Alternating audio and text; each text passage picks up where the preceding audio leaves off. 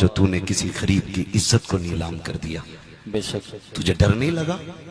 نہ دیتا ایسے کھانے سے، نہ دینا بہتر تھا یار۔ کیوں کسی کو ذلیل کرتے ہم کھڑے ہو کر کے؟ کیوں کسی کو رسوا کر دیتے؟ کیا تیرے دروازے پہ یہ بھیک مانگنے گئے تھے؟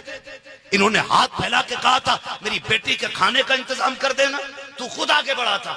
ایسے نہیں ہوتی ہیں نیکیاں، نیکی ایسے ہوتی ہے۔ حضرت عائشہ صدیقہ اپنے بھانجے کو بلا کے کہتی ہیں یہ لو راشن کا تھیلا، اس کو اٹھاؤ، وہ جو پڑوس والی گلی میں بندہ رہتا ہے بڑا غریب ہے، اس کے گھر کھانے کے لیے کچھ نہیں ہے، جاؤ اس کے گھر رکھ کے آ جانا۔ دو کام کرنا ہے، ایک اگر پوچھے کس نے دیا ہے تو نام نہ بتانا، اور دوسری بات یہ ہے کہ اس کے ہاتھ میں نہیں دینا ہے، رکھ کے آ جانا۔ بھانجے ہیں حضرت ابو بکر صدیق کے نواسے ہیں، حضرت ابو بکر صدیق کے اور حضرت عائشہ صدیقہ کے بھانجے جب آئے نہ دیکھ کر کے کہنے لگے خالہ جان، کہا کیا؟ کہا ایک بات سمجھ میں نہیں آئی۔ کہا کون سی بات؟ کہ نام بتانے کے لیے کیوں منع کیا؟ کہتے ہیں بیٹے جب کوئی کسی سے کچھ لے لیتا ہے یا کسی کا احسان مند ہو جاتا ہے بیٹے، پھر وہ اس کی گلی سے گزرتا ہے تو حیا سے گردن جھک جایا کرتی ہے، شرم سے نظریں نیچی ہو جاتی ہیں۔ اے بیٹے اگر نام بتا دیتا تو اگر وہ کبھی عائشہ کی گلی سے گزرتا تو شاید اس کی نظر حیا سے جھک جاتی کہ مجھ پہ عائشہ کا احسان ہے،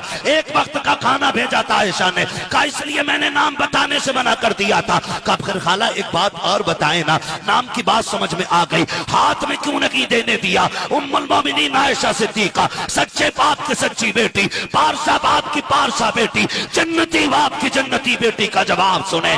آپ نے کہا تھا بھانجے ہمیشہ یاد رکھنا، جو دینے والا ہاتھ ہوتا ہے وہ اوپر ہوتا ہے اور جو لینے والا ہاتھ ہوتا ہے وہ نیچے ہوتا ہے۔ عائشہ یہ بھی نہیں چاہتی ہے میری وجہ سے کسی کا ہاتھ نیچے ہو جائے۔